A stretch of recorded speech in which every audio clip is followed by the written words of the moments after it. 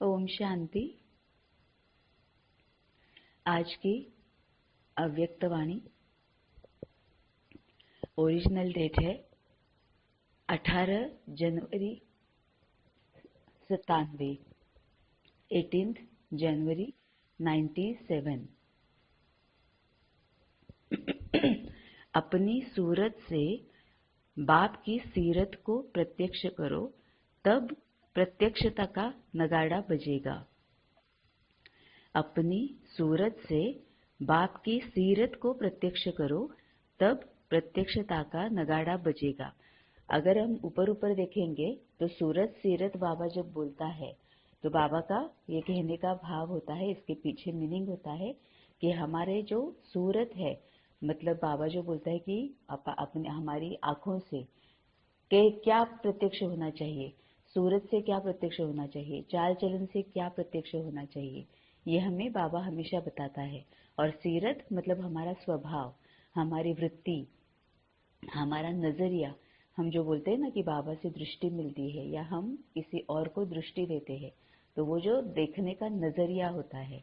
तो सूरत मतलब जो हमारे फेशियल एक्सप्रेशन है, हमारी आंखों से जो छलकता है, हमारे चाल चलन से जो छलकता है, वो सूरत। और सीरत मतलब जो स्वभाव होता है, जो वृत्ति होती है, उसको सीरत मतलब सोचना जो होता है, जो अंदर से जो हमारे भाव होते हैं, उसको सीरत कहा जाता है। तो अभी देखते हैं बाबा इसके ऊपर और क्या बताता है। तो अपनी सूरत से बाप की सीरत को प्रत्यक्ष करो, तब प्रत्यक्षता का नगाड़ा बजेगा।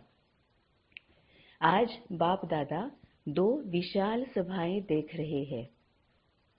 एक तो साकार रूप में आप सभी सम्मुख हो, और दूसरी अव्यक्त रूप की विशाल सभा देख रहे हैं। चारों ओर के अनेक बच्चे इस समय अव्यक्त रूप में बाप को सम्मुख देख रहे हैं, सुन रहे हैं। अब अव्यक्त रूप में बाप को सम्मुख देखना मतलब मन बुद्धि से बाबा के सामने रहना, है ना। एक तो साकार रूप में जब हम इसमें जाते हैं मधुबन जाते हैं, तो कुछ साकार रूप में वहां होते हैं, और बाकी के सभी अव्यक्त रूप में बाबा के सामने होते हैं। जैसे अभी भी हम अव्यक्त रूप में हमेशा बाबा के सामने रहते हैं, मन बुद्धि से बाबा से कनेक्टेड रहते हैं। तो चारों ओर के अनेक बच्चे इस समय अव्यक्त रूप में बाप को सम्मुख देख रहे हैं, सुन रहे हैं। दोनों ही सभा एक दो से प्रिय है। आज विशेष सभी के दिल में ब्रह्मा बाबा की याद इमर्ज है, क्योंकि ब्रह्मा बाप का इस ड्रामा में विशेष पार्ट है। ये मुरली 18 जनवरी की है 97 की। तो 18 जनवरी की है, इसीलिए बाबा बोल रहा है कि आज विशेष सभी के दिल में ब्रह्मा बाप की याद इमर्ज है, क्योंकि ब्रह्मा बाप का इस ड्रामा में विशेष पार्ट है। सभी का ब्रह्मा बाप से दिल का स्नेह है, क्योंकि ब्रह्मा बाप का भी एक एक बच्चे से अति प्यार है।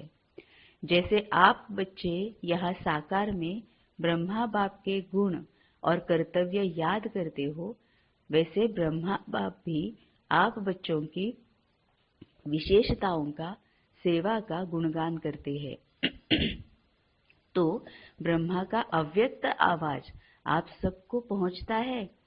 आप सब विशेष अमृत वेले से लेकर जो मीठी मीठी बातें करते हो, वह मीठे मीठे उलाहने भी देते हो, वह ब्रह्मा बाप सुनकर मुस्कुराते रहते हैं। और क्या गुण गाते हैं?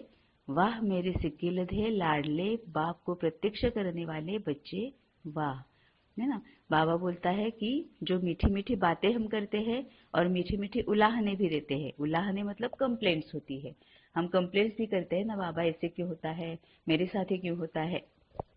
ये जो बाबा उसको मीठी उलाहने बोलता है, मतलब बाबा इतना मीठा है कि हम कंप्लेंट्स भी करते हैं, हम रोते भी है, बाबा के साथ झगड़ा भी करते हैं, तो भी बाबा से इतना स्नेह मिलता है, इतनी प्रेम की अनुभूति होती है कि वो झगड़ा झगड़ा नहीं होता है। वो उलहना, वो तकरार जो होती है, वो कंप्लेंट्स जो होती है, वो कंप्लेंट नहीं रहती है, वो मीठी उलहना हो जाती है। तो आप सब विशेष अमृत वेले से लेकर जो मीठी मीठी बातें करते हो, वह मीठे मीठे उलाहने भी देते हो, वह ब्रह्मा बाप सुनकर मुस्कुराते रहते हैं। और क्या गुण गाते हैं? वाह मेरे सिकीलधे लाडले, बाप को प्रत्यक्ष करने वाले बच्चे वाह। ब्रह्मा बाप अब बच्चों से क्या शुभ आशाएं रखते हैं वह जानते हो? बाप यही चाहते हैं कि मेरा हर एक बच्चा अपनी मूर्त से बाप की सीरत दिखाए। बाप यही चाहते हैं कि मेरा हर एक बच्चा अपनी मूर्त से बाप की सीरत दिखाए, मतलब चाल चलन सूरत सीरत मनसा वाचा कर्मणा सभी से बाप की सीरत दिखाए। बाबा कैसे है, बाबा की वृत्ति कैसे है, बाबा की सोच कैसे है, ये प्रत्यक्ष करे। सूरत भिन्न भिन्न हो लेकिन सबकी सूरत से बाप की सीरत दिखाई दे, क्योंकि बाप तो एक है ना। अलौकिक बाप भी एक ही है जो ब्रह्मा बाबा है, पारलौकिक बाप भी एक ही है जो शिव बाबा है। तो बाबा तो एक ही है, बाप और दादा वो एक एक ही है। हम सभी भले क्यों न भिन्न भिन्न हो लेकिन वो तो एक ही है। तो सभी से बस उसकी ही सीरत दिखाई दे। जो भी देखे, जो भी संबंध में आए, वह आपको देखकर आपको भूल जाए, लेकिन आप में बाप दिखाई दे, तब ही समय की समाप्ति होगी। जो भी देखे, जो भी संबंध में आए, वह आपको देखकर आपको भूल जाए, लेकिन आप में बाप दिखाई दे, तब ही समय की समाप्ति होगी।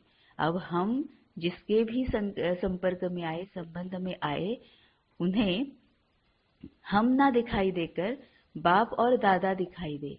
इसके लिए हमें सबसे पहले बाप और दादा को विशेष रूप से जानना पड़ेगा, थर्रली उसको पहचानना पड़ेगा कि ब्रह्मा बाबा कैसे है, शिव बाबा कैसे है ना। कि उनको जब हम अच्छी तरह से जानेंगे, पहचान लेंगे, तभी हम उनको प्रत्यक्ष कर पाएंगे। अब इसके लिए क्या करना पड़ेगा? उनको जानने के लिए जितना हम समीप रहेंगे उतना हम उनके समान बन जाएंगे। तो निरंतर उनके साथ कनेक्टेड रहेंगे तभी हम उनके जैसे बन पाएंगे, है ना। तो उनके साथ निरंतर कनेक्टेड रहना, जो कि हमेशा बाबा मुरली में अल्टीमेटली फिर यही आता है, मन मना भव, या फिर निरंतर कंबाइंड स्वरूप में रहना, यही अल्टीमेटली आ जाता है। तो वह आपको देखकर आपको भूल जाए, लेकिन आप में बाप दिखाई दे, तब ही समय की समाप्ति होगी। अब समय की समाप्ति होगी इसका मतलब ये नहीं कि डिस्ट्रक्शन शुरू हो जाएगा, पूरी पृथ्वी जो है वो खत्म हो जाएगी, ये नहीं। समय की समाप्ति होगी मतलब सबसे पहले हमें अपने आप के लिए लेना है। बाबा मुझ आत्मा के लिए बोल रहा है कि जब तुम्हारी सूरत से बाप की सीरत की प्रत्यक्षता होगी, तब तुम्हारे लिए समय की समाप्ति होगी। अब समय की समाप्ति होगी मतलब मेरे सभी विकार जो है, कमियां जो है, अवगुण जो है, कमजोरियां जो है, वो खत्म हो जाएंगे, क्योंकि मेरी सूरत से बाबा की सीरत प्रत्यक्ष हो रही है ना। अब सूरत से सीरत का प्रत्यक्ष होगी। अंदर जो चल रहा है, अंदर जो चल रहा होता है, वही हमारी सूरत से प्रत्यक्ष होता है ना। हमने सपने सभी विकारों को अनुभव किया है, सभी कमी कमजोरियों को, अवगुणों को अनुभव किया है। किसी से ईर्ष्या होती है, वो सूरत से पक्का दिखाई देता है। किसी से स्वार्थ रूप से अगर हम मिलते हैं, पक्का वो सूरत से प्रत्यक्ष होता है ना। क्योंकि हम बोलते भी है ना, हमें समझ में भी आता है, औरों के लिए भी हमें समझ में आता है। तो सूरत से वही दिखेगा जो हमारे अंदर चल रहा है। तो बाबा जैसा है, बाबा के साथ अगर हम कनेक्टेड रहेंगे, बाबा जैसा है संपूर्ण निर्विकारी और सबसे इंपॉर्टेंट संपूर्ण निरहंकारी, वैसे जब हमारी वृत्ति बन जाएगी और फिर ऊपर से हम बाबा के साथ कनेक्टेड रहेंगे, तभी हम सूरत से, हमारी सूरत से बाबा को प्रत्यक्ष कर पाएंगे कि मैं कुछ हूं ही नहीं।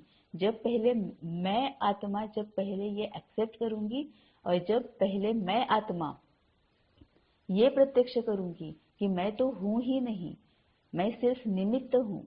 जो कुछ भी हो रहा है, जो कुछ भी करा रहा है कोई, वो बाबा ही कर रहा है ना। बाबा निमित्त बनाकर जो कुछ भी पूरे 24/7, आज अमृत वेले से आज अमृत वेले उठने से लेकर कल अमृत वेले उठने तक जो कुछ भी हो रहा है वो बाबा हमसे करा रहा है।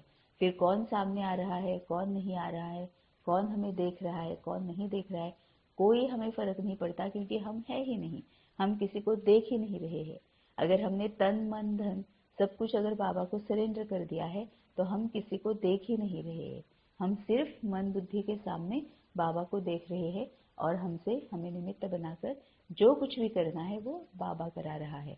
इस तरह से जब हम पहले अपने आप को पूरा सरेंडर कर देंगे, पूरी तरह से निमित्त भाव, निर्मल स्वभाव ऐसे जब हो जाएंगे, तभी सूरज से बाबा की सीरज जो है उसकी प्रत्यक्षता होगी। तो सबके दिल से यह आवाज निकले, हमारा बाप आ गया है, मेरा बाप है, ब्रह्मा कुमारियों का बाप नहीं, मेरा बाप है ना। हम भी कई बार ऐसे होता है, पहले पहले तो बहुत होता था कि मेरा बाबा मुझे बाबा मिल गया, अब मेरे पास बाबा है। हम अपने आप को इस तरह से मेरा बाबा ऐसे करके अपने आप को अगर हम सबसे अलग कर लेंगे तो हम सब में मिल नहीं पाएंगे। जब हम सब में घुल मिल जाएंगे, मेरा बाबा ना कहते हुए हमारा बाबा कहेंगे, उनको अगर हम ये कहेंगे कि बाबा आया हुआ है, सबका बाबा है, आप एक बार उसके साथ बात करके तो देखो, है ना। ये जब हम उनको कहेंगे तभी सबको वो हमारा बाबा लगेगा। हम खुद ही अगर मेरा बाबा ये करके अगर हमारे चाल चलन से अपने आप को अलग रखेंगे, हम कुछ अलग है, हम ब्रह्मा कुमारीज है तो हम कुछ अलग है, हमें बाबा मिला है तो हमें कुछ अलग मिला है, हम अगर अपने आप को सबसे अलग थलग रखेंगे तो फिर हम सबको जो कुछ भी बाबा की प्रत्यक्षता करनी है वो सबके सामने नहीं कर पाएंगे, है ना। इसीलिए सब में मिलना मतलब बाबा जो बोलता है प्यारे और न्यारे, न्यारे और प्यारे, सब में रहकर सबसे न्यारे, सबको देखते हुए भी किसी को नहीं देख रहे हैं, सबको सुनते हुए भी किसी को सुन नहीं रहे हैं, है ना। उसको ही बाबा कमल फूल समान बोलता है, बाबा के साथ कंबाइन स्वरूप में रहना बोलता है, कई सारे वर्ड्स बाबा उसके लिए यूज करता है। तो जो भी देखे, जो भी संबंध में आए, वह आपको देखकर आपको भूल जाए, लेकिन आप में बाप दिखाई दे, तब ही समय की समाप्ति होगी। सबके दिल से यह आवाज निकले, हमारा बाप आ गया है, मेरा बाप है, ब्रह्मा कुमारियों का बाप नहीं, मेरा बाप है। जब सभी के दिलों से आवाज निकले कि मेरा बाप है, तब ही यह आवाज चारों ओर नगाड़े के माफिक गूंजेगा। जो भी साइंस के साधन है, उन साधनों में यह नगाड़ा बजता रहेगा, मेरा बाप आ गया। अभी जो भी कर रहे हो बहुत अच्छा किया है और कर रहे हो, लेकिन अभी सबका इकट्ठा नगाड़ा बजना है। जहां भी सुनेंगे एक ही आवाज सुनेंगे, आने वाले आ गए, इसको कहा जाता है बाप की स्पष्ट प्रत्यक्षता। जहां भी सुनेंगे एक ही आवाज सुनेंगे, आने वाले आ गए, इसको कहा जाता है बाप की स्पष्ट प्रत्यक्षता।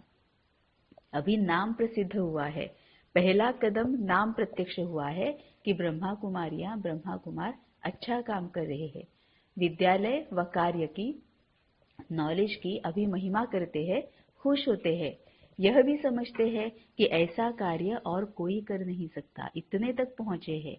यह बात स्पष्ट हुई है, चारों ओर इस बात की महिमा है ना, क्योंकि 97 की मुरली है, तब ये ब्रह्मा कुमारी हमारे सभी जो दीदियाँ दादियाँ, ये सभी जो बड़े हमारे भाई बहन थे, वो एक एक ऑफिस में जाकर, एक एक घर में जाकर बाबा की पहचान देते थे, और फिर उनसे ये समझ में आ जाता था ना कि उन्होंने क्या क्या त्याग किया हुआ है, उनके कपड़े कैसे हैं, वो खान पान कैसे करते हैं, वो रहते कैसे हैं, तो उन्होंने त्याग भी कितना बड़ा किया है, ये सबको दिखाई देता था।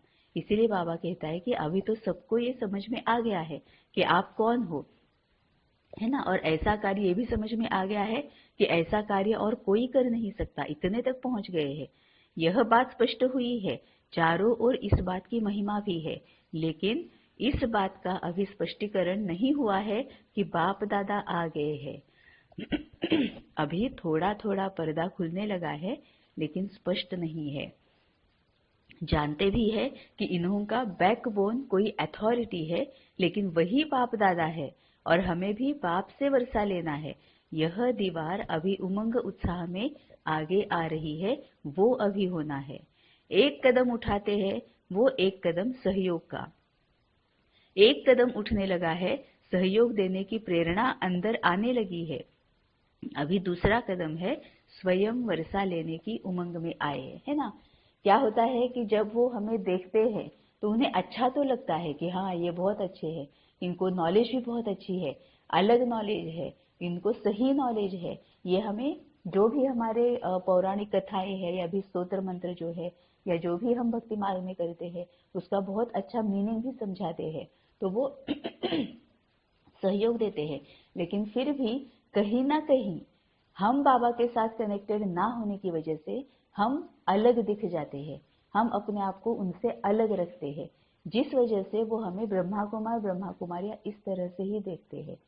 तो बाबा कहता है अब यहाँ तक तो हो गया है कि वो आपको सुनते हैं, वो आपको समझते हैं, वो आपको सहयोग देते हैं, वो आपको मानते हैं, वो आपकी महिमा करते हैं। लेकिन अब दूसरा कदम क्या होना चाहिए?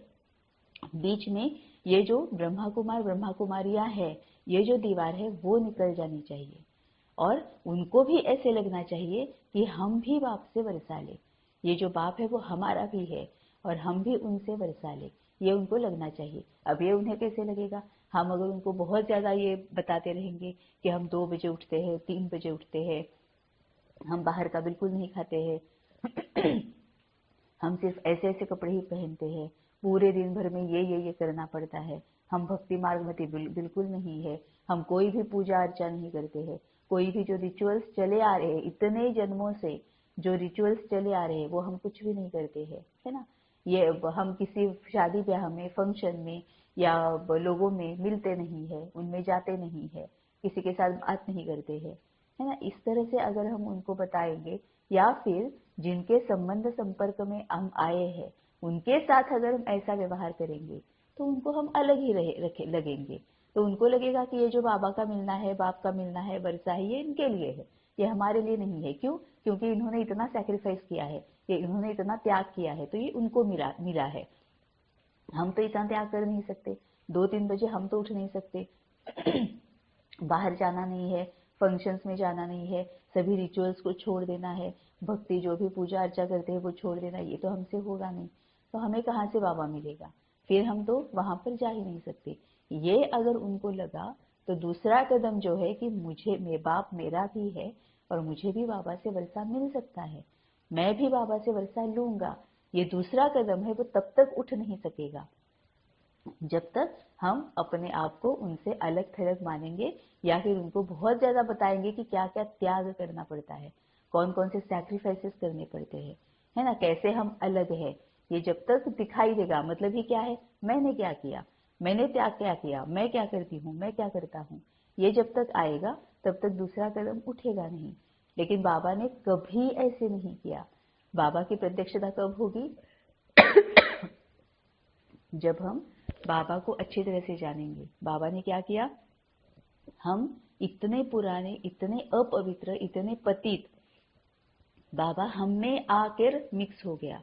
बाबा ने पुराने देह का आधार ले लिया, पतित देह का आधार ले लिया, है ना, पूरी तरह से विकारी देह का आधार ले लिया।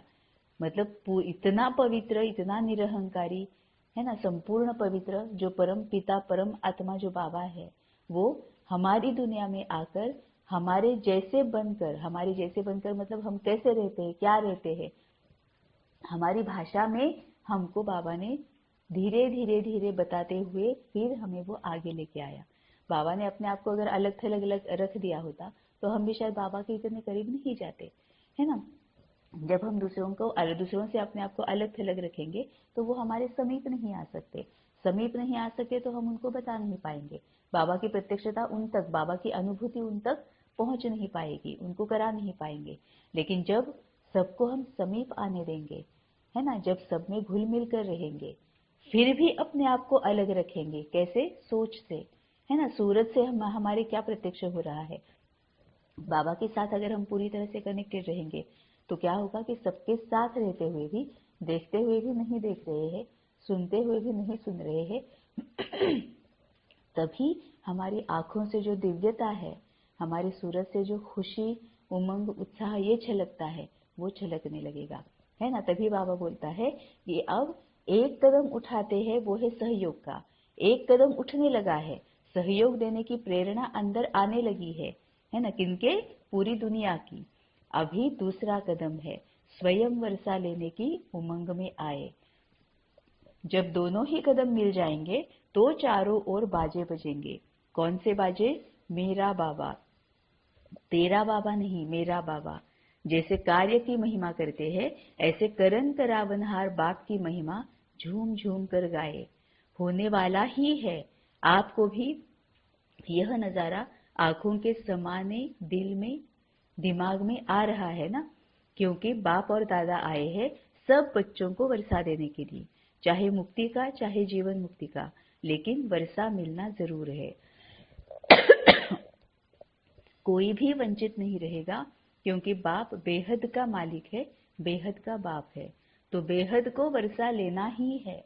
भल योग बल से अपने जन्म जन्म के पाप नहीं भी काट सके, लेकिन सिर्फ इतना भी जान लिया कि बाप आए हैं तो कुछ ना कुछ पहचान से वर्षे के अधिकारी बन ही जाएंगे।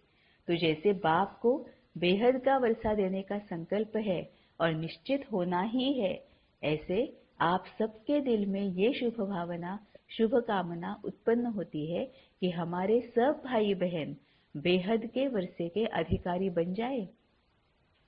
तो ये शुभ भावना और शुभ कामना कब तक प्रत्यक्ष रूप में करेंगे? उसकी डेट पहले से अपने दिल में फिक्स करो। संगठन से पहले दिल में करो, फिर संगठन में करो, तो विनाश की डेट आपे ही स्पष्ट हो जाएगी, उसकी चिंता नहीं करो। अब यहाँ विनाश मतलब सृष्टि का विनाश तो बाद की बात है। पहले अपने आप के विनाश की बात करनी है, अपने आप के विनाश को जानना है कि ये जब हो जाएगा कि हर एक को बाबा की प्रत्यक्षता, हर एक को बाबा की अनुभूति हो जाए, मुझे देखकर भी कोई भी मुझे ना देखे बल्कि उन्हें बाबा मुझ में दिखाई दे, ये जब हो जाएगा तो विनाश पक्का है। इसका मतलब मेरी कमियां जो है, मेरे अवगुण जो है, मेरे विकार जो है, उनका विनाश पक्का है ना। क्यों? क्योंकि मैं बाबा के बिल्कुल इतने 24/7 कंबाइंड स्वरूप में हूँ कि मैं देहभान में हूँ ही नहीं, मैं पूरी तरह से देही अभिमानी स्थिति में हूँ, तो मेरी कमजोरियों का, विकारों का विनाश तो पक्का है। तो उसकी डेट पहले से अपने दिल में फिक्स करो, संगठन से पहले दिल में करो, फिर संगठन में करो, तो विनाश की डेट आपे ही स्पष्ट हो जाएगी, उसकी चिंता नहीं करो। रहम आता है या इसी मौज में रहते हो? ये हम तो अधिकारी बन गए, मौज में रहो, यह तो बहुत अच्छा है, लेकिन रहम दिल बाप के बच्चे अभी बेहद पर रहम करो। जब दूसरे पर रहम आएगा तो अपने ऊपर रहम पहले आएगा, फिर जो एक ही छोटी सी बात पर आपको पुरुषार्थ करना पड़ता है, वह करने की आवश्यकता नहीं होगी। मतलब फिर से बाबा ने यहाँ पर ज्ञान, योग, धारणा, सेवा और बैलेंस सभी पॉइंट्स बता दिए। ये एक जो है ना कि जब दूसरे पर रहम आएगा तो अपने ऊपर रहम पहले आएगा, फिर जो एक ही छोटी सी बात पर आपको पुरुषार्थ करना पड़ता है, वह करने की आवश्यकता नहीं होगी। इस पर हम जितना मनन चिंतन करेंगे, विचार सागर मंथन करेंगे, बाबा के साथ बात करेंगे, उतना क्लियर हो जाएगा। और यही बेस है ना। यही पहले होना चाहिए कि पहले अपने आप पर रहम करना चाहिए। अपने आप पर रहम मतलब जो भी कांटा मुझे चुभता है वो भी नहीं चुभना चाहिए। क्यों अपने आप को कांटे चुभाए, है ना। कांटे क्यों चुभते हैं? क्योंकि मुझ में अभी विकार है, कमी कमजोरियां हैं, अवगुण है, अंश मात्र ही क्यों ना हो लेकिन मुझ में है, तभी तो मुझे कांटे चुभते हैं, है ना। तो क्यों अपने आप को व्यर्थ ही इतना दर्द देना है? तो पहले अपने आप पर रहम करना है कि मुझ में कोई भी कांटा हो ही नहीं, कोई भी कमी कमजोरी अवगुण विकार मुझ में कोई हो ही नहीं, तो मुझे फिर उसको निकालने के लिए पुरुषार्थ ना करना पड़े। कांटा चुभने की वजह से, विकारों का कांटा चुभने की वजह से जो दुख, दर्द, अशांति, डर, परेशानी, चिंता, ये जो मुझे भोगनी पड़ती है, मुझे सहनी पड़ती है, फिर उसके लिए पुरुषार्थ करना पड़ता है, वो सबसे पहले मुझे ना करना पड़े, है ना। इसके ऊपर जब हम पहले अपने आप पर जब रहम करेंगे तो दूसरों पर रहम करना और आसान हो जाता है, बल्कि अपने आप रहम दिल की भावना आ जाती है। और दूसरों को हम और ज्यादा बाबा की प्रत्यक्षता क्यों कर सकते हैं? क्योंकि जब इन सब अनुभवों से हम गुजर चुके हैं तो हमें पता है कि सामने वाले को हमें किस तरह से क्या बताना है ना। तो बाबा के साथ रहते हैं तो पूरे एक्सपीरियंस होने की वजह से बाबा और अच्छे से हमें निमित्त बना सकता है और अच्छे से निमित्त बनाकर सामने वाले को और अच्छे से एक्सप्लेन कर सकता है ना। तो मौज में रहो, यह तो बहुत अच्छा है, लेकिन रहम दिल बाप के बच्चे अभी बेहद पर रहम करो। जब दूसरे पर रहम आएगा तो अपने ऊपर रहम पहले आएगा, फिर जो एक ही छोटी सी बात पर आपको पुरुषार्थ करना पड़ता है वह करने की आवश्यकता नहीं होगी। मास्टर रहमदिल मास्टर दयालु मर्सीफुल बन जाओ, इस गुण को इमर्ज करो तो औरों के ऊपर रहम करने से स्वयं पर रहम आपे ही आ जाएगा। अब मास्टर रहमदिल, मास्टर दयालु, मर्सीफुल ये बनना है, इसका मतलब क्या है? हर एक जो भी संबंध संपर्क में आएगा उसको आत्मा रूप में देखना है। फिर ये याद करना है कि मैं एक आत्मा हूँ, सामने भी एक आत्मा है, मुझ में जैसे विकार है वैसे उसमें भी विकार है। मैं जैसे जन्म जन्म विकारों को यूज करते आई हूँ वैसे वो भी जन्म बाय जन्म कई जन्मों से अपने विकारों को यूज करते आया है। मुझे जैसे अपने विकारों को छोड़ने में समय लगा है वैसे इसको भी अपने विकारों को छोड़ने में समय लगेगा, है ना। तो मुझे उसको भी समय देना पड़ेगा, उसमें क्या विकार है वो ढूंढने पड़ेंगे। तो ये जो सभी शक्तियां हैं, परखने की शक्ति, सबसे पहले स्वीकार करने की शक्ति, है ना, ये सभी शक्तियां हैं वो यूज होने लगेगी। तो क्या हो रहा है, हम अपने पर ही रहम कर रहे हैं क्योंकि हम अपनी शक्तियों को इमर्ज कर रहे हैं, अपनी शक्तियों को यूज कर रहे हैं। तो जितना हम अपनी शक्तियों को यूज करेंगे उतना हमारे विकार भस्मीभूत होते जाएंगे।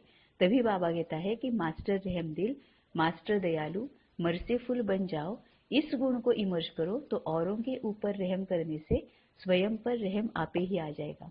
अब ये जो हमें करना है वो सबसे पहले शुरू करना है अपनी ही फैमिली से, है ना, क्योंकि चैरिटी बिगिंस एट होम। जब अपने ही साथ, जो हम जिसके भी साथ रह रहे हैं, हम जिनके भी साथ रह रहे हैं, सबसे पहले उनसे शुरू होना चाहिए, तभी हम बाकी सृष्टि के लिए कर सकते हैं। मतलब वो हमारी वृत्ति बन जाएगी, वो हमारा स्वभाव बन जाएगा, वो हमारी सीरत बन जाएगी। बाप दादा ने पहले भी सुनाया है कि बाप दादा को बच्चों की कौन सी बात अच्छी नहीं लगती है, जानते हो? बाप दादा को बच्चों का मेहनत करना व बार बार युद्ध करना यह अच्छा नहीं लगता है। बाप कहते भी है, हे मेरे योगी बच्चे, योद्धे बच्चे नहीं कहते हैं, योगी बच्चे। तो योगी बच्चों का क्या काम है? युद्ध करना। युद्ध करना अच्छा लगता है, परेशान भी होते हो और फिर युद्ध भी करते हो। आज प्रतिज्ञा करते हो कि युद्ध नहीं करेंगे और कुछ समय के बाद फिर योगी के बजाय योद्धे बन जाते हो। यह क्यों? बाप दादा समझते हैं कि बच्चों को योग से प्यार कम है, युद्ध से प्यार ज्यादा है। तो आज से क्या करेंगे? योद्धे बनेंगे व निरंतर योगी बनेंगे। बाप दादा ने देखा कितनी 18 जनवरी भी बीत गई और विशेष ब्रह्मा बाप आप बच्चों को आह्वान कर रहा है कि मेरे बच्चे समान बन वतन में आ जाओ। बाबा बोल रहे हैं कि कितने 18 जनवरी बीत गए और विशेष ब्रह्मा बाप आप बच्चों का आह्वान कर रहा है कि मेरे बच्चे समान बन वतन में आ जाओ। वतन अच्छा नहीं लगता क्या? युद्ध करना ही अच्छा लगता है। युद्ध नहीं करो, आज से युद्ध करना बंद करो। कर सकते हो? बोलो हाँ जी। फिर वहां जाकर पत्र नहीं लिखना कि माया आ गई, युद्ध करके भगा दिया। किसी को अपनी माया आती है और कोई कोई दूसरों की माया को देख खुद माया के असर में आ जाते हैं। यह क्यों? यह क्या? यह दूसरों की माया अपने अंदर ले आते हैं। यह भी नहीं करना। माया से छुड़ाना बाप का काम है। आप स्व पुरुषार्थ में तीव्र बनो तो आपके वाइब्रेशन से, वृत्ति से, शुभ भावना से दूसरे की माया सहज भाग जाएगी, है ना। जैसे बाबा की शुभ भावना, बाबा की वृत्ति बाबा की वाइब्रेशन से हमारी माया भाग जाती है ना। वैसे ही बाबा बोल रहा है कि आप स्व पुरुषार्थ में तीव्र बनो। अब स्व पुरुषार्थ मतलब क्या है?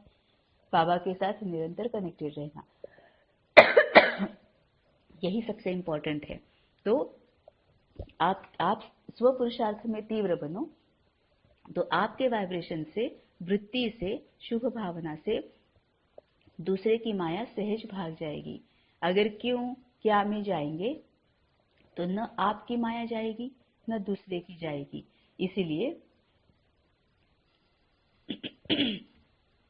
इसीलिए अगर क्यों क्या में जाएंगे तो न आपकी माया जाएगी न दूसरे की जाएगी। इसीलिए जैसे नए वर्ष में पुराने वर्ष को विदाई दी, अभी 96 नहीं कहेंगे, 97 कहेंगे ना।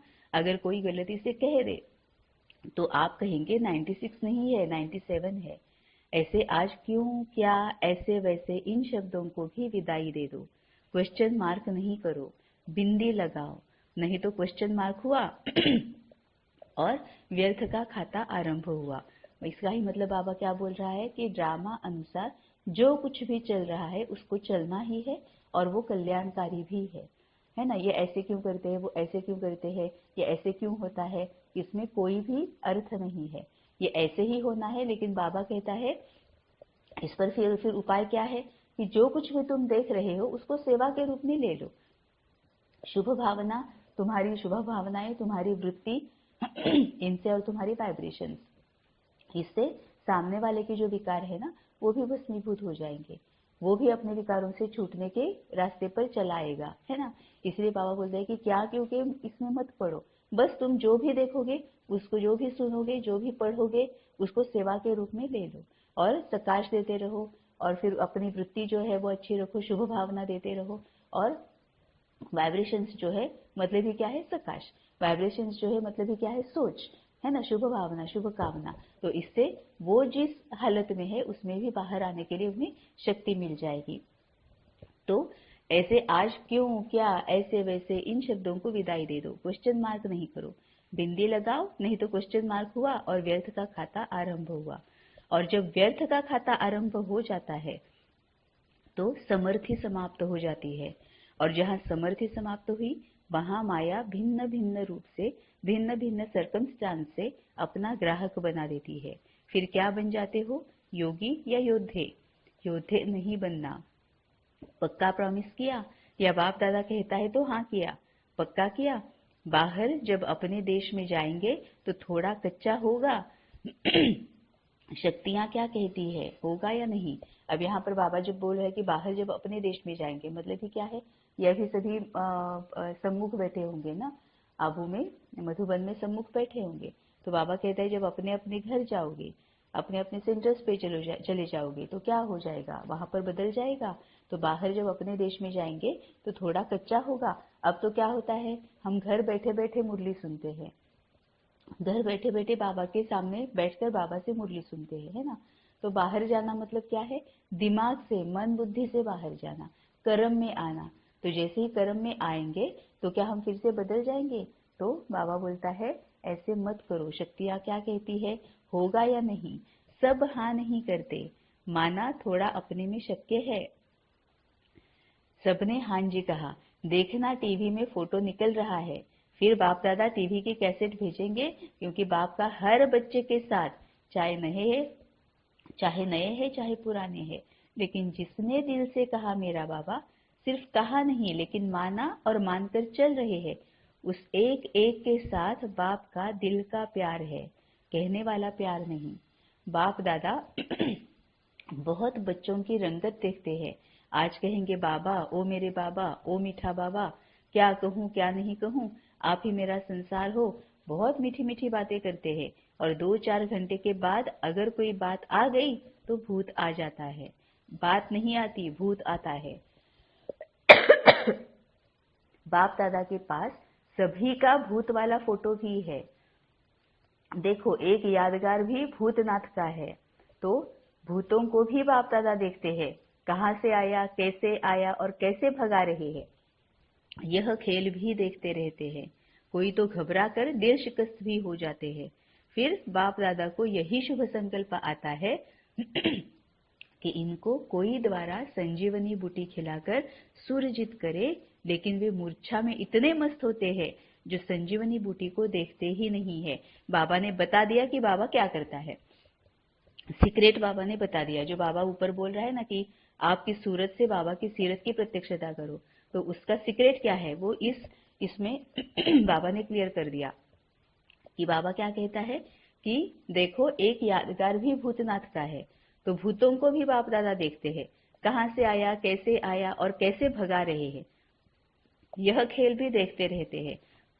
कोई तो घबराकर दिल शिकस्त भी हो जाते हैं। फिर बाप दादा को यही शुभ संकल्प आता है कि इनको कोई द्वारा संजीवनी बूटी खिलाकर सूरजित करे। लेकिन वे मूर्छा में इतने मस्त होते हैं जो संजीवनी बूटी को देखते ही नहीं है, है ना। मतलब इसमें कई सारी पॉइंट्स आ गए इस एक छोटे से सेंटेंस में, कि एक तो किसी को भी दिल शिकस्त देखते हैं, घबराया हुआ देखते हैं, विकार में देखते हैं, माया में फंसा हुआ देखते हैं, तो बाबा क्या क्यों में नहीं जाते हैं। बाबा शुभ संकल्प आता है, बाबा को सबसे पहले तो शुभ संकल्प आता है कि इनको इनसे छुड़ाना है। जिस माया में ये अटके हुए हैं, जिस वजह से ये घबराए हुए हैं, इनको इसमें से पहले बाहर निकालना है। ये सबसे पहले शुभ संकल्प आता है ना। और फिर क्या होता है, बाबा तो हर एक के साथ है ही, लेकिन हम नहीं होते हैं ना बाबा के साथ, इस वजह से हम बाबा की शक्तियों को रिसीव नहीं कर पाते, बाबा का टचिंग हमें मिल नहीं पाता है। इसीलिए फिर बाबा सोचता है कि किसी को निमित्त बनाकर उनको संजीवनी बूटी दिया दे, है ना। मतलब बाबा कहता है कि तुम भी अगर इस तरह से किसी को देखो तो क्या क्यों में मत जाओ। कोई घबराया हुआ है, कोई परेशान है, कोई असंतुष्ट है, कोई स्वार्थी है, कोई अहंकारी है, जो भी है, कोई आलसी है, तो शुभ संकल्प करो कि उसको इसमें से निकालना है ना। और फिर उसको सकाश देना है, जो भी बाबा ने विधियां बताई है वो करते रहना है। तो बाबा बोलता है कि लेकिन बाप दादा को यही शुभ संकल्प आता है कि इनको कोई द्वारा संजीवनी बूटी खिलाकर सुरजित करे, लेकिन वे मूर्छा में इतने मस्त होते हैं जो संजीवनी बूटी को देखते ही नहीं है। मतलब अपनी ही प्रॉब्लम्स में देह भानने होते हैं ना, प्रॉब्लम आती है तो देह भानने चले जाते हैं, तो जैसे ही हम देह भानने चले जाते हैं बाबा की तरफ ध्यान ही नहीं होता है। तो बाबा तो हमारे लिए संजीवनी बूटी लेकर आता है, लेकिन हम अपने ही प्रॉब्लम में इतने मस्त होते हैं कि संजीवनी बूटी को देखते ही नहीं है। ऐसे नहीं करना, सारा होश नहीं गंवाना, थोड़ा रखना, थोड़ा भी होश होगा ना तो बच जाएंगे। बाप दादा ने पहले भी, अब होश मतलब क्या है, होश मतलब यह है कि जितनी प्रॉब्लम्स आएगी वो आने दो, लेकिन मन बुद्धि बाबा की तरफ ही रखनी है। प्रॉब्लम में घुस कर जाते हैं तो बाबा की तरफ से ध्यान हट जाता है और फिर कोई फायदा नहीं होता है। लेकिन बाबा कहता है थोड़ा सा होश रखो, बाबा को याद करो, बाबा के साथ थोड़ा सा तो रहो, है ना, तो भी काम बन जाएगा। तो भी बाबा जो संजीवनी बूटी तुम्हारे लिए हमारे लिए लेके आया है उससे काम बन जाएगा, है ना। इसीलिए थोड़ा भी होश होगा ना तो बच जाएंगे। बाप दादा ने पहले भी सुनाया है कि इस फाइनल पढ़ाई में हर एक बच्चे को 3 सर्टिफिकेट्स लेने हैं। एक स्वयं से संतुष्ट यह सर्टिफिकेट, और दूसरा बाप दादा द्वारा सर्टिफिकेट, और तीसरा परिवार के संबंध संपर्क में आने वालों द्वारा सर्टिफिकेट। एक स्वयं से संतुष्ट यह सर्टिफिकेट, और दूसरा बाप दादा द्वारा सर्टिफिकेट, और तीसरा परिवार के संबंध संपर्क में आने वालों द्वारा सर्टिफिकेट। यह 3 सर्टिफिकेट जब मिले तब समझो पढ़ाई पूरी हो गई। अब संबंध संपर्क में आने वाले हर एक से सर्टिफिकेट मिलना, ये जब होगा तब समझो पढ़ाई पूरी हो गई। ऐसे नहीं समझना कि बाप दादा तो हमारे से संतुष्ट है, लेकिन तीनों ही सर्टिफिकेट चाहिए, एक नहीं चलेगा। तो चेक करो 3 सर्टिफिकेट से कितने सर्टिफिकेट मिले हैं। बाप के बिना भी कुछ नहीं मिलता, लेकिन परिवार की संतुष्टता का सर्टिफिकेट, इससे भी बहुत कुछ मिलता है। अब परिवार की संतुष्टता का सर्टिफिकेट मिलना, इसका मतलब क्या है, कार्मिक अकाउंट्स खत्म हो जाना, है ना। जी, हमारे अनबन क्यों होती है, सर्टिफिकेट मिलता क्यों नहीं है, क्योंकि कार्मिक अकाउंट्स अभी सेटल नहीं हुए हैं। कार्मिक अकाउंट सेटल हो गए, इसका मतलब हर कोई हमसे संतुष्ट है ना। मतलब सबके साथ है, फिर भी सबसे न्यारे है, फिर भी सबसे प्यारे है ना। तो किसी को कोई ऐसे कंप्लेन या फिर बहुत ज्यादा गुस्सा या फिर कोई बड़ा कार्मिक अकाउंट है नहीं, इसका ही मतलब वो संतुष्ट है। तो सबके साथ के कार्मिक अकाउंट्स को खत्म करना मतलब ही उन सबके साथ संबंध संपर्क में जो आते हैं उनसे सर्टिफिकेट मिलना। तो लेकिन परिवार की संतुष्टता का सर्टिफिकेट, इससे भी बहुत कुछ मिलता है। परिवार की जितनी आत्माओं से सर्टिफिकेट जिसको मिलता है, जितने ब्राह्मण संतुष्ट है, उतने ही भगत भी आपकी पूजा संतुष्टता से करेंगे, काम चलाऊ नहीं, दिल से करेंगे। इसमें बहुत गहन मीनिंग है। परिवार की जितनी आत्माओं से सर्टिफिकेट जिसको मिलता है जितने ब्राह्मण संतुष्ट है उतने ही भगत भी आपकी पूजा संतुष्टता से करेंगे, काम चलाऊ नहीं, दिल से करेंगे। अब ये क्यों होगा? क्योंकि परिवार तभी संतुष्ट होता है, परिवार तो 24/7 हमारे साथ रहता है, तो परिवार हमें इन एंड आउट जानता है। परिवार के मन में, परिवार में जो भी सदस्य है या जिनके साथ हम रह रहे हैं, उनके मन में पहले से ही हमारे चाल चलन की वजह से हमने उनके मन में अपनी एक इमेज बना के रखी है, उनके मन में हमारी वही इमेज है ना। जब तक हम पूरी तरह से उस इमेज को चेंज नहीं करते हैं, पूरी तरह से बाबा की प्रत्यक्षता नहीं करते, एक भी गलती हो जाती है तो भी परिवार वाले क्या सोचते हैं कि हाँ ये तो ऐसे ही है ना। परिवार वाले इमीडिएटली संतुष्ट नहीं हो पाते, क्यों? क्योंकि पुरानी वाली इमेज ही उनके मन में है ना। तो जब वो इमेज नष्ट हो जाएगी, हम जब इसमें सफल हो जाएंगे कि पुरानी वाली इमेज उनके दिमाग से निकल चुके हैं पूरी तरह से, तभी हमें उनसे संतुष्टता का सर्टिफिकेट मिलेगा। मतलब ही क्या है? हम अपने आप को चेंज कर रहे हैं, हम दूसरे को चेंज नहीं कर सकते।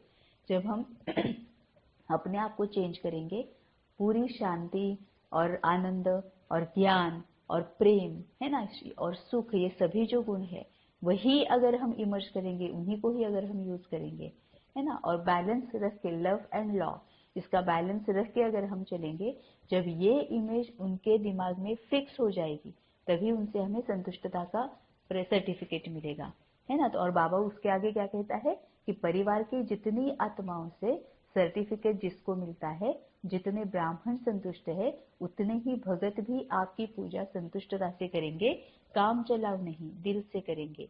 क्योंकि हमारी सीरत वैसे बनी है, बाबा की सीरत को हम प्रत्यक्ष कर रहे हैं, सभी उन गुणों को प्रत्यक्ष कर रहे हैं जो बाबा ने हमें पहचान करा दी है ना। तो यहाँ ब्राह्मण जीवन में जितने ब्राह्मणों का आपके प्रति स्नेह, सम्मान अर्थात रिगार्ड होगा, दिल से संतुष्ट होंगे, उतना ही पूज्य बनेंगे। पूज्य के लिए स्नेह और सम्मान होता है, तो जब जब जड़ चित्रों की पूजा होगी तब इतना ही स्नेह और रिगार्ड मिलेगा। अब यहाँ पर क्या होता है, कई बार कई भाई बहन इसका उल्टा अर्थ लेते हैं। वो क्या समझते हैं कि जितनों को हम बाबा का ज्ञान देंगे वो हमारी प्रजा बनेगी, है ना, यही वो हमारी पूजा करेंगे, उनके लिए हम देवी देवता बनेंगे, ये इस तरह से वो लेते हैं। लेकिन बाबा कहता है स्नेह होना चाहिए, है ना। सिर्फ किसी को ज्ञान दे दिया और वो हमारी प्रजा बन गए, ऐसे नहीं होता है। उनको उनसे सर्टिफिकेट मिलना जरूरी है ना। जब जिससे जिससे सर्टिफिकेट मिलेगा उतना उतना फिर उनसे स्नेह बढ़ेगा, और मतलब हो क्या रहा है कि हम अपने आप को उतना 16 कला संपूर्ण होने की तरफ लेकर जा रहे हैं, तो हम अपने आप को चेंज कर रहे हैं। तो जब जब जड़ चित्रों की पूजा होगी तब इतना ही स्नेह और रिगार्ड मिलेगा।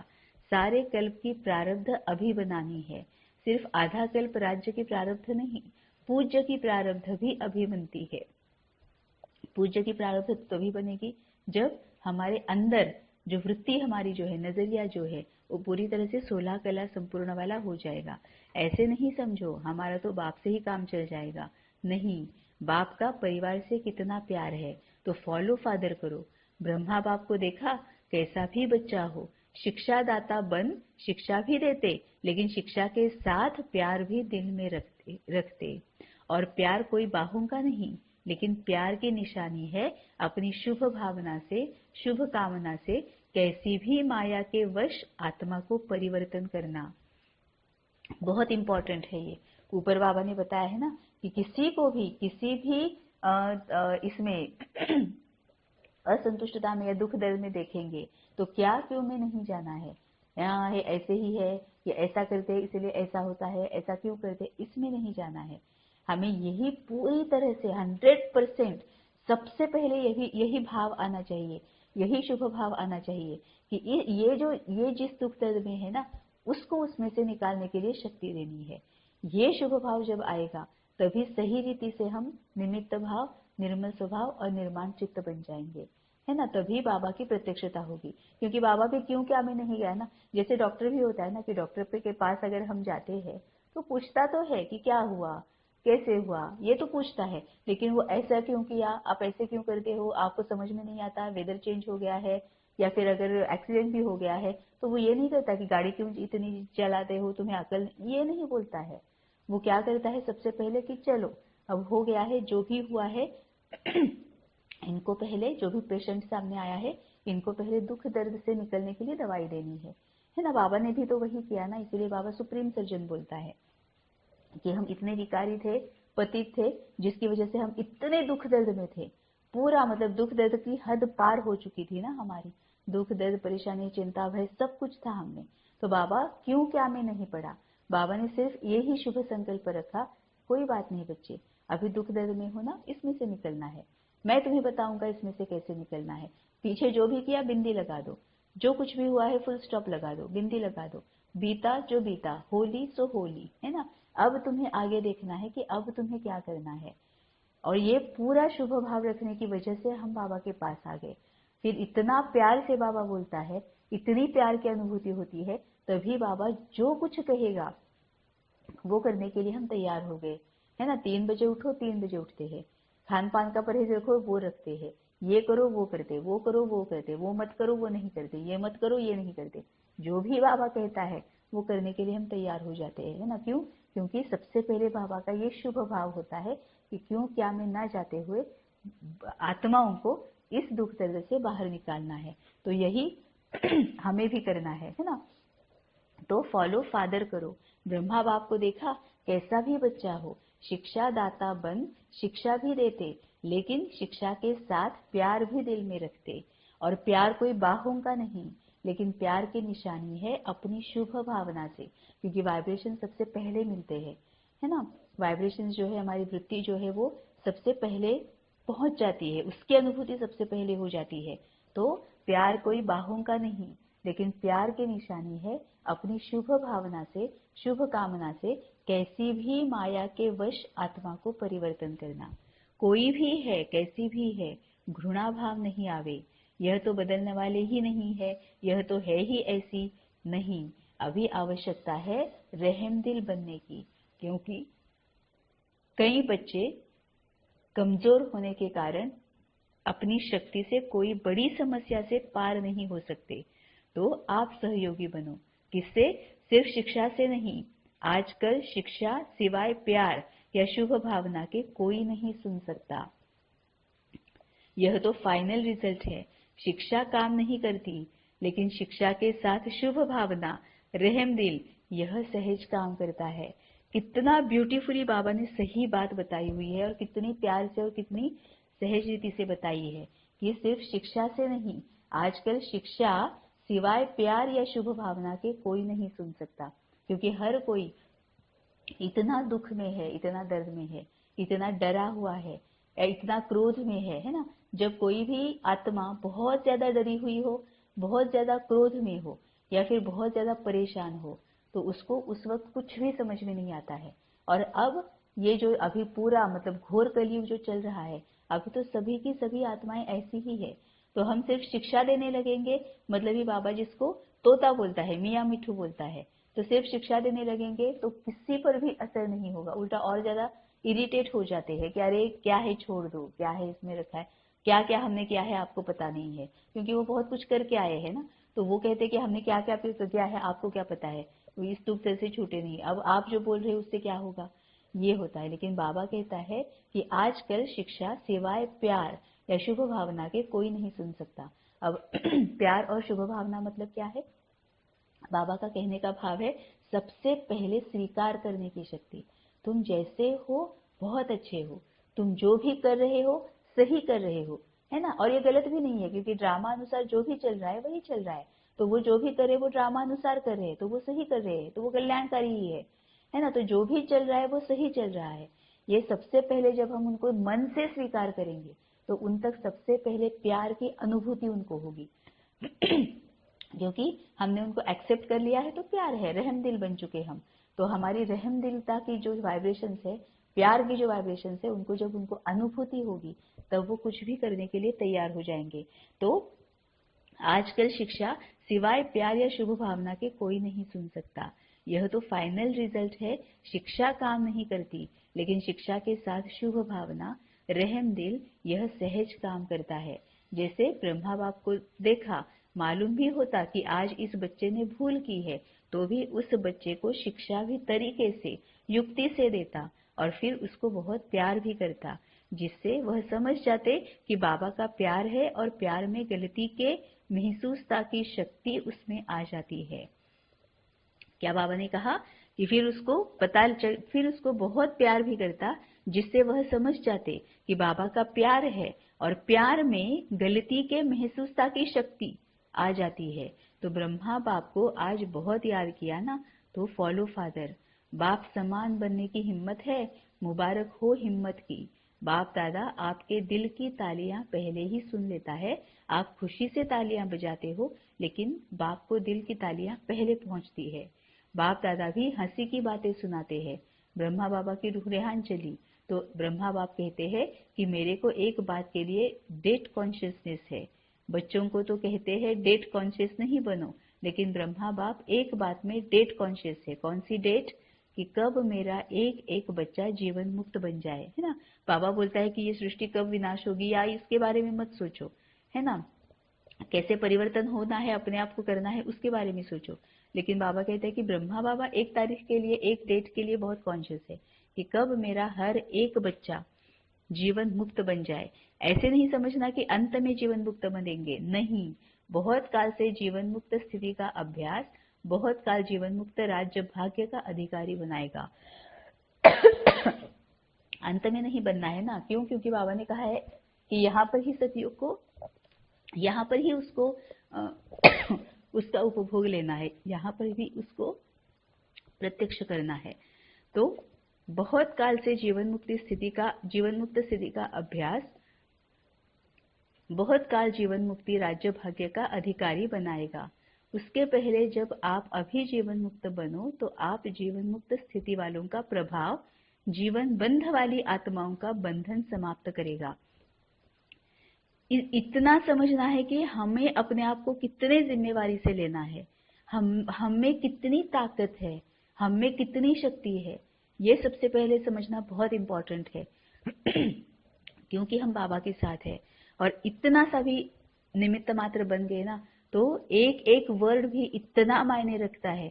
क्योंकि बाबा ने यहाँ पर भी क्या कहा कि उसके पहले जब आप अभी जीवन मुक्त बनो तो आप जीवन मुक्त स्थिति वालों का प्रभाव जीवन बंध वाली आत्माओं का बंधन समाप्त करेगा। तो यह सेवा नहीं करनी है क्या? करनी है ना। तो आप ब्रह्मा बाप को डेट कॉन्शियस का जवाब दो। वह डेट कब होगी? जब सब जीवन मुक्त हो, कोई बंधन नहीं। बंधनों की लंबी लिस्ट वर्णन करते हो, क्लासेस कराते हो तो बंधनों की बड़ी लंबी लिस्ट निकालते हो, लेकिन बाप कहते हैं सब बंधनों में पहला एक बंधन है देह भान का बंधन, उससे मुक्त बनो। देह नहीं तो दूसरे बंधन स्वतः ही खत्म हो जाएंगे। अपने को वर्तमान समय में टीचर हूँ, मैं स्टूडेंट हूँ, मैं सेवाधारी हूँ, इस समझने के बजाय अमृत वेले से यह अभ्यास करो कि मैं श्रेष्ठ आत्मा ऊपर से आई हूँ इस पुरानी दुनिया में, पुराने शरीर में सेवा के लिए। मैं आत्मा हूँ। यह पाठ अभी और पक्का करो। आप आत्मा का भान धारण करो तो यह आत्मिक भान माया के भान को सदा के लिए समाप्त करेगा। अब माया मतलब क्या है? एक तो हमसे खुद से आती है, दूसरी बाहर से आती है। जब हम अपने आप को आत्मा कहेंगे तो पूरा पर्सपेक्टिव चेंज हो जाता है ना। और जब हम दूसरे को आत्मा देखते हैं तो भी पूरा पर्सपेक्टिव चेंज हो जाता है, देखने का नजरिया जो है पूरा बदल जाता है। तो आप आत्मा का भान धारण करो तो यह आत्मिक भान माया के भान को सदा के लिए समाप्त कर देगा। लेकिन आत्मा का भान यह अभी चलते फिरते स्मृति में रहे, वह अभी और होना चाहिए। ब्रह्मा बाप ने आत्मा का पाठ आदि से कितना पक्का किया।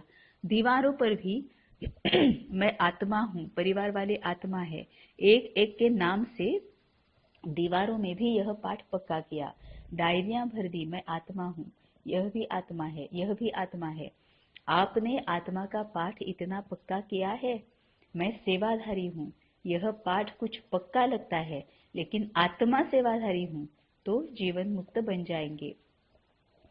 बहुत इसमें भी गहन मीनिंग है कि मैं सेवाधारी हूँ, यह पाठ कुछ पक्का लगता है, लेकिन आत्मा सेवाधारी हूँ तो जीवन मुक्त बन जाएंगे। क्योंकि ऊपर जैसे बाबा ने कहा है ना कि सेवाधारी हूँ ये बोल के, ये समझ के, ये पाठ पक्का करके जब हम सेवा करते हैं तो सामने वाले एक कदम तो जरूर उठाते कि हमें सहयोग देते हैं।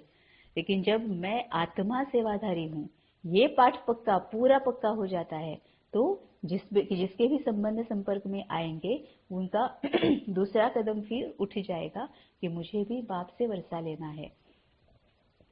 रोज शरीर में ऊपर से अवतरित हो, मैं अवतार हूँ, इस शरीर में अवतरित आत्मा हूँ, फिर युद्ध नहीं करनी पड़ेगी। आत्मा बिंदु है ना, तो सब बातों को बिंदु लग जाएगा। कौन सी आत्मा हूँ? रोज एक नया नया टाइटल स्मृति में रखो। आपके पास बहुत से टाइटल की लिस्ट तो है ना, रोज नया टाइटल स्मृति में रखो कि मैं ऐसी श्रेष्ठ आत्मा हूँ। सहज है या मुश्किल है?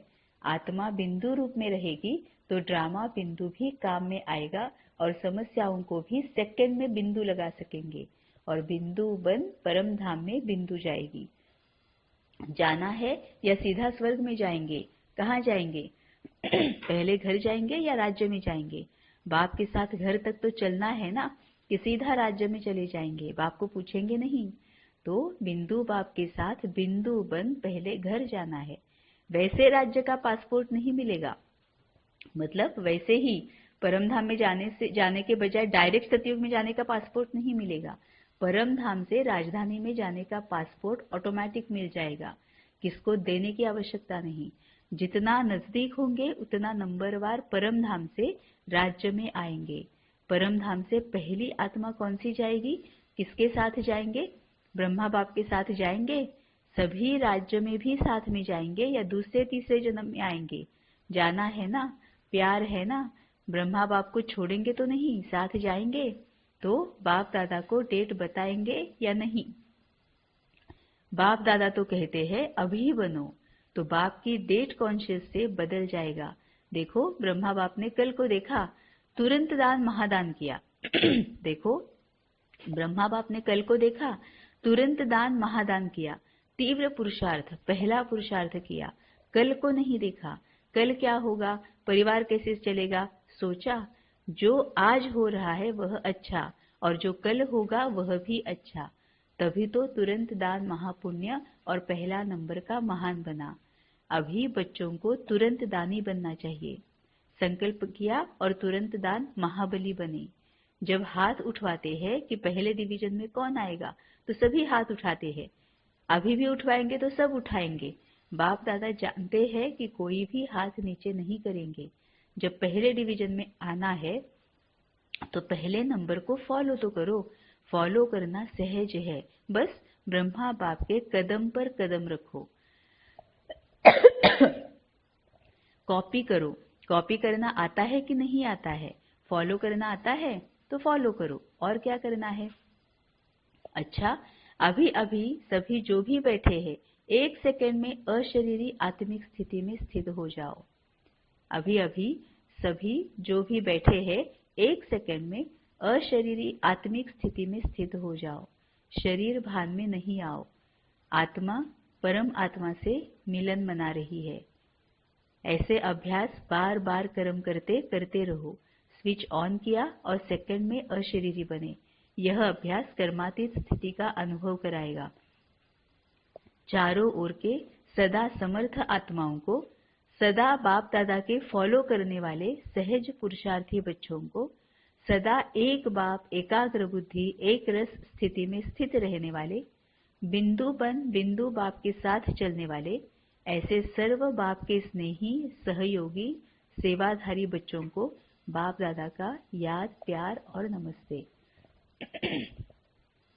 वरदान है, अविनाशी सुहाग और भाग्य के तिलकधारी सो भविष्य के राज्य तिलकधारी भव। अविनाशी सुहाग और भाग्य के तिलकधारी सो भविष्य के राज्य तिलकधारी भव। संगम युग पर देवों के देव के सुहाग और परमात्मा व ईश्वरीय संतान के भाग्य का तिलक प्राप्त होता है। संगम युग पर देवों के देव के सुहाग और परमात्मा व ईश्वरीय संतान के भाग्य का तिलक प्राप्त होता है।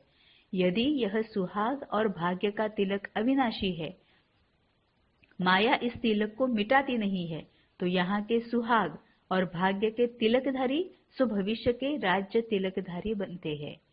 हर जन्म में राज्य तिलक का उत्सव होता है। राजा के साथ रॉयल फैमिली का भी तिलक दिवस मनाया जाता है। अविनाशी सुहाग और भाग्य के तिलकधारी सो भविष्य के राज्य तिलकधारी भव। संगम युग पर देवों के देव के सुहाग, है ना। बाबा भी क्या बोलता है कि सभी जो तुम्हारे रिश्ते जो है, संबंध जो है, वो मेरे साथ बना लो, मुझे अपना साजन बनाओ, तुम मेरी सजनियां बन जाओ, है ना। क्यों क्यों बाबा ये क्यों कहता है? क्योंकि बाबा हमें ज्ञान देने के लिए, हमें समझाने के लिए, हम जो जिस जन्म जन्म हम जिसको करते आए हैं उसी का उदाहरण देके हमें समझाते रहता है। तो जन्म जन्म हमने क्या किया है, जिसके भी साथ हमारी शादी होने वाली हो, बस हमारा सर्वस्व वो बन जाता है। तन मन धन हम पूरा उनको सरेंडर कर देते हैं, है ना। सिवाय उनके हमें कुछ नहीं सूझता है। बस जैसे ही शादी तय हो जाती है, बस एक मेरा साजन, और कुछ भी हमें याद नहीं रहता है। 24/7 दिन रात तन मन धन उसी में लगा रहता है ना। तो वो हमें एक्सपीरियंस है, वो हमने अनुभव किया है। इसीलिए हमें पता है कि साजन का होना, कि मैं साजन के बारे में सोचना, इसका मतलब क्या है ना। साजन को पूरा सरेंडर करना, इसका मतलब क्या है, वो हमें पता है। तभी बाबा बोलता है कि वो जैसे तुमने किया था ना, तो वो लौकिक में किया था, अब तुम्हें क्या करना है, वही करना है। अब मुझे साजन समझो, मुझे साजन समझोगे तो तुम सजनी समझोगे अपने आप को, तुम सजनी बन जाओगे तो फिर तुम पूरा सरेंडर होने में तुम्हें आसानी होगी, है ना। जो हमने उस वक्त लौकिक में हमने जो जैसे सरेंडर किया था अपने साजन को, तो वो हमें याद है। तो जब हम बाबा को साजन मानेंगे तो सरेंडर, पूरा सरेंडर करना, क्योंकि लौकिक में भी तो हमने ऐसे ही किया ना, पूरे हम मोल्ड हो चुके। जिस भी घर में शादी करके आए, हम पूरे उनके जैसे बन गए। सभी हमारी जो पुरानी आदतें हैं, पुराना जो हमारे लाइक्स और डिसलाइक्स है, सब कुछ हम भूल जाते हैं। सब कुछ भूल के हम यहाँ पर क्या है, शादी करके इस घर में क्या चलता है, कैसे चलता है, कब चलता है, उसके अनुसार हम अपने आप को ढाल देते हैं। तो हमें वो एक्सपीरियंस है। इसलिए बाबा बोलता है कि मुझे साजन समझो, मुझे साजन समझो, तुम सजनी बन जाओ और मुझे पूरी तरह से सरेंडर हो जाओ। तो संगम युग पर देवों के देव के सुहाग और परमात्मा व ईश्वरीय संतान के भाग्य का तिलक प्राप्त होता है। अब ईश्वरीय संतान मतलब क्या है? ईश्वरीय संतान मतलब माँ बाप ही हमारे सबसे पहले शिक्षक भी होते हैं, गुरु भी होते हैं। जो माँ बाप हमें बताते हैं वही हम समझते हैं। जो माँ बाप हमें ज्ञान देते हैं पहले पहले, है ना, कि कौन माँ है, कौन बाप है, कौन चाचा है, कौन मामा है, कौन भाई बहन है, भगवान कहाँ पर है, ईश्वर कहाँ पर है, पूजा कैसे करनी है ना, पूरी दुनिया में चलना कैसे है, उठना बैठना कैसे है, बात कैसे करनी है, कौन सिखाता है? हमें माँ बाप ही सिखाते हैं लौकिक में, है ना। ईश्वरीय संतान जब हम बन जाते हैं तो बाबा जो सिखा रहा है वही सीखना है ना। यहाँ लौकिक में हमें हमारे माँ बाप ने क्या कहा, लौकिक माँ बाप ने क्या कहा कि ये तेरा चाचा है, ये तेरा मामा है, ये तेरी मामी है, ये तेरा भाई है, ये तेरी बहन है ना, अब ये तेरा साजन है, अब यहाँ पर तुम्हें जाना है। ये लौकिक माँ बाप ने जो हमें बताया वैसे हमने किया। अब बाबा बोलता है अब तुम ईश्वरीय संतान हो, अब ईश्वर जो बोलेगा वही हमें करना है। ईश्वरीय संतान मतलब ईश्वरीय माँ बाप, ईश्वर ही हमारा माँ बाप है। अब ये माँ बाप हमें क्या कहता है कि तुम आत्मा हो, और बाकी के सभी जो है तुम्हारे साथ रहने वाले या जिनके भी संबंध संपर्क में तुम आते हो वो भी आत्मा है, और मैं परम आत्मा हूँ, मैं तुम्हारा पिता हूँ। अब मुझे सुनो, सब हमेशा मेरे साथ रहो, मेरे ऊपर सब जिम्मेवारियां तुम्हारी छोड़ दो। तो जैसे लौकिक में हमने सभी जिम्मेवारियां माँ बाप पर छोड़ दी थी, छोटे बच्चे जब होते हैं पूरी जिम्मेवारी, ट्रैवल भी करते हैं तो आराम से, मतलब 8, 9, 10, 11, 12 साल के बच्चे भी कभी सोचते नहीं कि मेरा लगेज क्या है, मैं सोऊंगा तो लगेज का क्या होगा, मैं यहाँ सो रहा हूँ अगर गिर जाऊंगा तो, कुछ नहीं सोचते हैं। पूरा माँ बाप पर सरेंडर कर देते हैं, सो जाते हैं, उठ जाते हैं, खेलते रहते हैं, उतरना है उतर जाते हैं, चढ़ना है चढ़ जाते हैं, जो जो माँ बाप बोलते हैं वो करते रहते हैं। पूरा सरेंडर किया है ना। तभी अब बाबा बोलता है कि अब तुम मेरे बच्चे हो, है ना, तो पूरा मुझ पर सरेंडर कर दो, कुछ भी चिंता मत करो। जैसे मैं कहता हूँ बस मुझे पूछ पूछ कर करते रहो, जैसे मैं कहता हूँ वैसे करते रहो, बस तुम्हारा भाग्य बन गया। तो संगम युग पर आज बाबा ने फिर वरदान में 2 बातें कही। एक तो साजन, है ना, पूरा जो भी बाबा कहता है साजन, बाबा को साजन समझना है, और दूसरा ईश्वरीय संतान। तो संगम युग पर देवों के देव के सुहाग और परमात्मा व ईश्वरीय संतान के भाग्य का तिलक प्राप्त होता है। यदि यह सुहाग और भाग्य का तिलक अविनाशी है, माया इस तिलक को मिटाती नहीं है, तो यहाँ के सुहाग और भाग्य के तिलकधारी सो भविष्य के राज्य तिलकधारी बनते हैं। मतलब यहाँ पर अगर हम पूरी तरह से बाबा पर सरेंडर होके रहे और बाबा के बच्चे बनकर रहे, तो बाबा कहता है कि राज्य भाग्य में भी तुम्हें, भविष्य में भी तुम्हें वही मिल जाएगा, है ना। क्यों? क्योंकि हमने अपने आप को चेंज किया है। अब हम ही अगर प्यार यूज कर रहे हैं, शांति को यूज करे, सुख को यूज करे, ज्ञान को यूज करे, तो फिर क्या है, कोई प्रॉब्लम ही नहीं है ना। फिर कोई कर्म भी नहीं बन रहे नेगेटिव, किसी को कोई कंप्लेंट भी नहीं है, किसी के साथ ना झगड़ा हो रहा है, ना किसी की बात का दुख दर्द हो रहा है, कुछ भी नहीं है। तो यदि यह सुहाग और भाग्य का तिलक अविनाशी है, माया इस तिलक को मिटाती नहीं है, तो यहाँ के सुहाग और भाग्य के तिलकधारी सो भविष्य के राज्य तिलकधारी बनते हैं। हर जन्म में राज्य तिलक का उत्सव होता है। क्यों? क्योंकि हम पूरी तरह से 16 कला संपूर्ण बन चुके हैं। हमारे ही अंदर इतना माया है, इतना प्रेम है, इतना सुख है, इतना रहम दिल की भावना है कि विकार कोई है ही नहीं। तो फिर दुख क्यों होगा? हम जब विकार को यूज करते हैं तभी विक्रम होते हैं, तभी दुख दर्द होता है। हम अगर गुणों को ही यूज कर रहे हैं तो श्रेष्ठ कर्म ही बन रहे हैं, तो सुख ही मिलेगा। तो हर जन्म में राज्य तिलक का उत्सव होता है। राजा के साथ रॉयल फैमिली का भी तिलक दिवस मनाया जाता है। स्लोगन है, सदा एक के स्नेह में समाये रहो तो यह मोहब्बत मेहनत को समाप्त कर देगी। सदा एक के स्नेह में समाये रहो तो यह मोहब्बत मेहनत को समाप्त कर देगी। अब ये भी हमने लौकिक में पूरी तरह से एक्सपीरियंस किया है कि पहले तो साजन के बारे में, जैसे ही शादी होती है उनको क्या अच्छा लगता है, उनको क्या पसंद है, उनको क्या नहीं पसंद है, उनको क्या अच्छा नहीं लगता है, हम अपने आप को चेंज करते रहते हैं। दोनों तरफ से होता है ना, दोनों तरफ से होता है, चेंज करते रहते हैं। और जैसे ही बच्चा बन जाता है फिर तो और भी चेंज हो जाता है कि अब बच्चे को क्या अच्छा लगता है, अब बच्चा कब उठता है, बच्चा कब सोता है, पूरा उसके अनुसार हमारा फिर रूटीन चलते रहता है ना। तो मोहब्बत जहाँ पर होती है वहाँ मेहनत नहीं होती लगती है। अभी भी क्या होता है, कभी भी हमें ये याद नहीं आता है कि शादी के बाद मैंने क्या क्या छोड़ा है, मैंने क्या क्या परिवर्तन किया है, मुझे क्या अच्छा लगता था, मैंने वो छोड़ के कैसे मुझे ये अच्छा लगने लगा है ना। कुछ भी अब याद नहीं रहता है ना। उसके लिए हमें दुख दर्द भी कभी महसूस होता है। हाँ, बोलने के लिए कभी कभी हम बोल भी देते हैं कि मैंने पता है क्या क्या चेंज किया है, बोल देते हैं, लेकिन दुख नहीं होता है।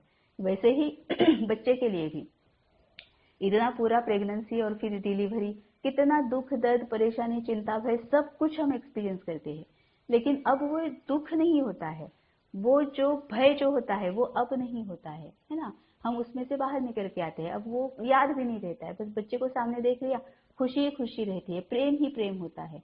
उसको जन्म देने के लिए हमने किस किस 1 साल या फिर 1.5 साल या फिर जो भी है, हम किस किस स्टेजेस से गुजरे, हमें कुछ याद भी नहीं रहता है। क्यों? क्योंकि बहुत मोहब्बत है, पूरी तरह से हमने सरेंडर कर दिया है अपने आप को, है ना। तो जहाँ मोहब्बत होती है वहाँ मेहनत नहीं लगती है। बच्चा रोकर रात को भी उठता है तो हमें मेहनत नहीं लगती, हम खुशी खुशी उठ जाते हैं।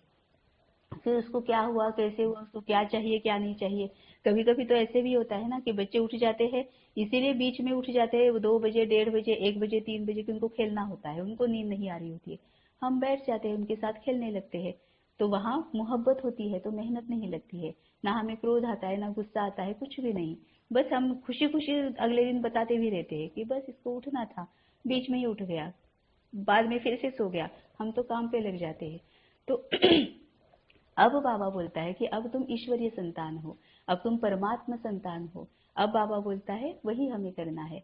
तो बाबा कहता है कि सदा एक के स्नेह में समाये रहो। अब ये एक कौन है? सिर्फ और सिर्फ एक मेरा बाबा। तो एक के स्नेह में समाये रहो तो यह मोहब्बत मेहनत को समाप्त कर देगी। अभी भी हम एक्सपीरियंस करते हैं कि अमृत वेले उठना मेहनत नहीं लगती है। क्यों? क्योंकि बाबा से मोहब्बत है। खान पान का परहेज रखना, है ना, पहले आत्मा के लिए, फिर लौकिक में। आत्मा के लिए भी जो हम खान पान का परहेज रखते हैं कि सामने कोई भी आत्मा आ जाए, अब हम पर उसका कोई असर नहीं होता है ना। हम उसके ऊपर उठ जाते हैं। कोई हमें गलत बातें बोलता भी है तो पहले तो हम झगड़ा करने के लिए तैयार रहते थे, अब हम झगड़ा नहीं करते हैं। क्यों नहीं करते हैं? क्योंकि बाबा ने बोला है। अब ये क्यों हमने मान लिया? क्योंकि बाबा से प्यार है, बाबा से मोहब्बत है।